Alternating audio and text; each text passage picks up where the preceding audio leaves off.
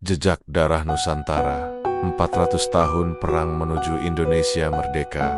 Indonesia, sebuah negeri yang kini merdeka. Namun kemerdekaan ini tidak datang dari meja perundingan. Ia lahir dari 400 tahun perlawanan, dari hutan Kalimantan, lembah Aceh, Gunung Jawa, hingga Laut Ambon. Darah tertumpah, generasi demi generasi memilih melawan, meski nyawa taruhannya pertama awal penjajahan Portugis dan Spanyol. Abad ke-16 tahun 1511, Portugis menguasai Malaka. Mereka datang bukan sekadar berdagang, tapi menancapkan kekuasaan. Rempah-rempah adalah emas dunia, dan Nusantara adalah ladangnya. Di Ternate, Tidore, Aceh, perlawanan mulai bangkit. Pati Unus, Adipati Laut Jawa, memimpin armada melawan Portugis. Ia gugur, namun semangatnya menjadi percikan api pertama. Kedua, perlawanan Kesultanan dan Kerajaan Nusantara. Abad ke-1, 7.000 Sultanan Aceh Darussalam di bawah Sultan Iskandar Muda adalah kekuatan besar. Armada lautnya menaklukkan sebagian besar wilayah Sumatera dan melawan Foch dengan gagah. Di Maluku, Sultan Baabullah dari Ternate sukses mengusir Portugis dari benteng mereka. Ia dijuluki penguasa 72 pulau. Sementara itu, Sultan Agung dari Mataram menyerbu Batavia 2 kali. Meski gagal, ia mencatatkan salah satu gerakan militer terbesar pribumi melawan Belanda, porong-porong daerah yang membara.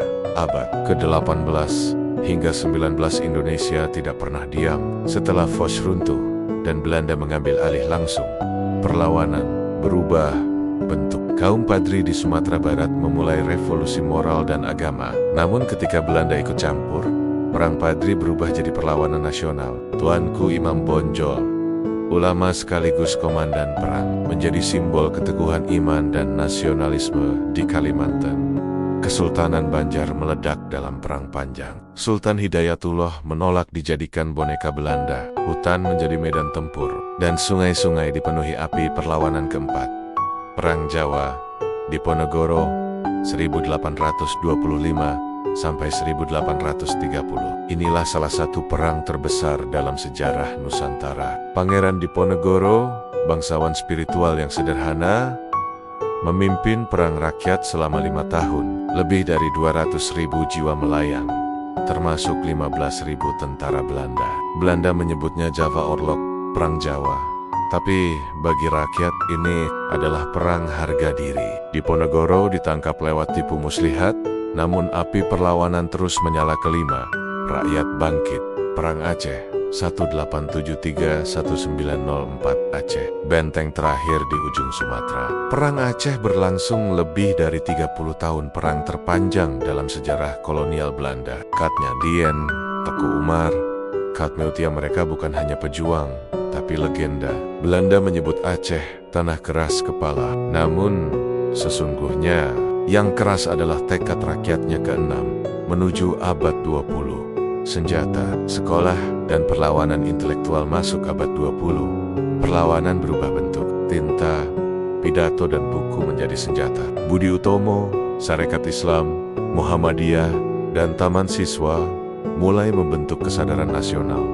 Namun, jangan salah, rakyat masih mengangkat senjata. Perang Puputan di Bali, Perang Cumbok di Aceh, dan perlawanan di Sulawesi terus terjadi. Sementara itu, Jepang masuk dan penjajahan berganti wajah. Ketujuh, 1945, Proklamasi dan Revolusi Fisik 17 Agustus tahun 1945. Soekarno-Hatta memproklamasikan kemerdekaan. Tapi kemerdekaan bukan akhir, justru awal perang besar. Belanda datang kembali dengan senjata. Pertempuran Surabaya 10 November tahun 1945 meledak. Arek-arek Surabaya melawan tentara sekutu. Bambu runcing melawan peluru. Rakyat memilih mati daripada dijajah kembali. Agresi militer Belanda pun diluncurkan. Yogyakarta dibombardir. Soekarno ditangkap. Tapi di luar istana, rakyat bergerilya. Di desa, di hutan, di gunung, kemerdekaan terus dipertahankan. Dan akhirnya, dunia mengakui Indonesia adalah bangsa yang tak bisa ditaklukkan.